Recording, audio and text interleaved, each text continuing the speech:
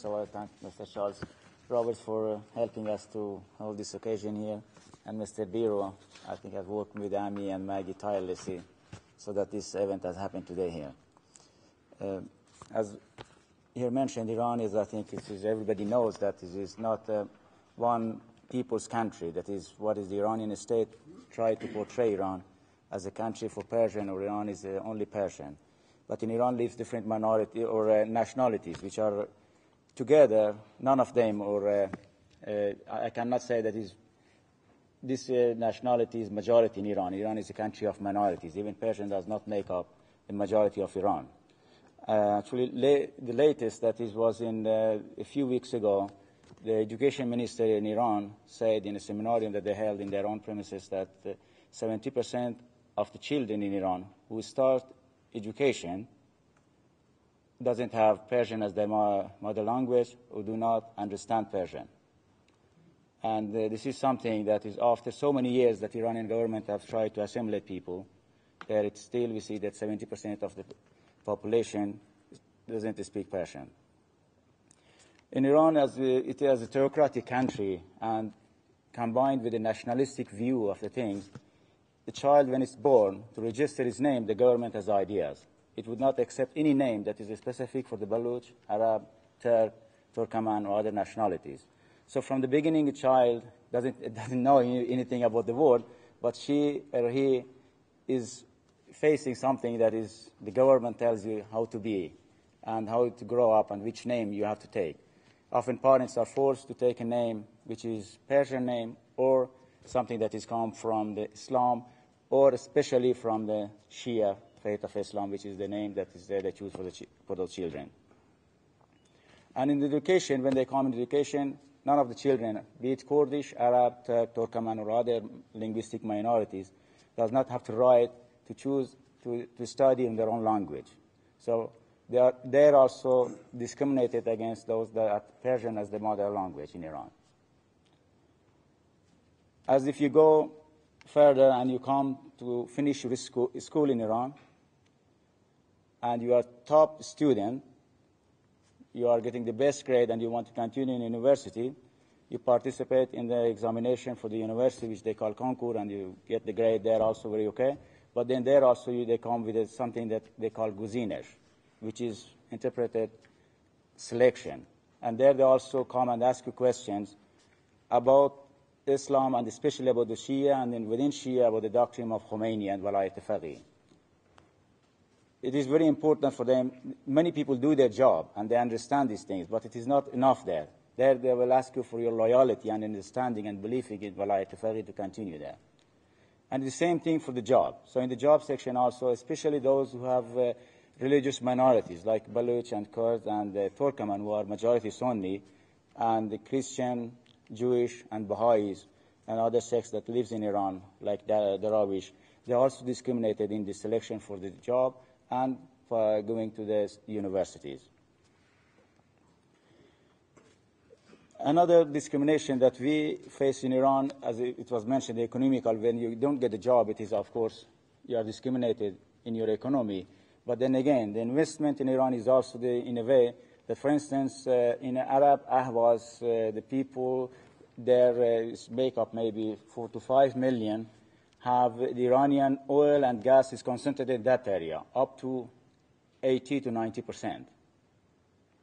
And those people do not get a fair share, not any share. They try to get only 1% of this oil and gas exploration to be invested in their area.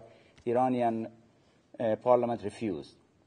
And their economy is not much better than Balochistán and Kurdistan, or other part of this minority lives in Turkmenistan and Azerbaijan. Azerbaijan maybe before they have been in better situation compared to other parts, but in the latest decades they are also being marginalized, both economically, politically, and even in the Iranian army, which they before was a good group within the Iranian army.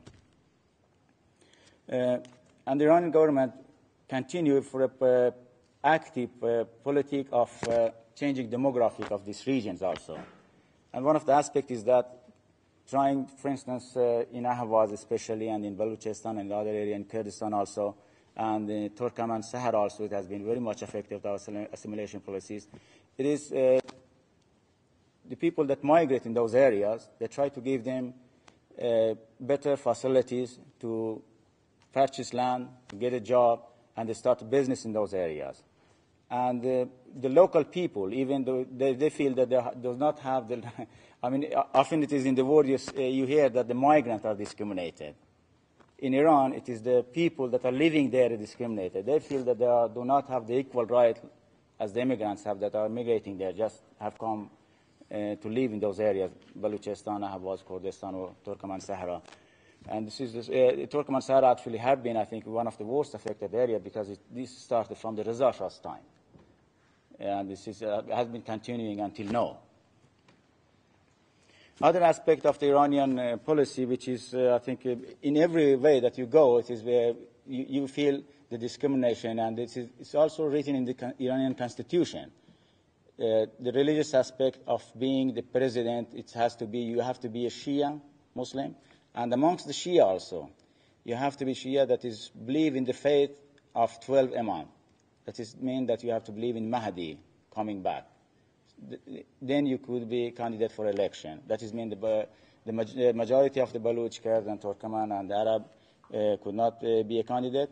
And also, the worst of all is that you have to be a man.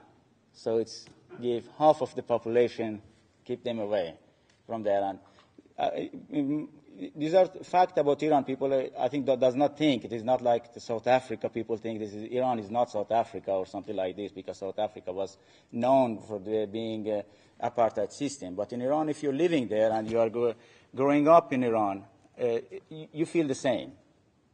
Although sometimes the government maybe let you to go, even they force you to go to the election. But it doesn't mean that you want to go to election, but they force you to go to election just to show to the world, as you have witnessed yesterday, millions or 2 million people are in the street as if they all support this government. This is showcase for them. It is not a real thing, as we have seen this election. That is what now happening with the Green movement in Iran. This is what I think Iranians life for the people there. It's the fact that I think my friend will take up some of those points about the political discrimination in Iran. But the thing is, they mostly affect people everyday life. It comes from the economy that we are living there, as I mentioned, and it is the religious discrimination and linguistic discrimination. As a child, from the beginning, you experience those kind of things. This is what we think we want in Iran.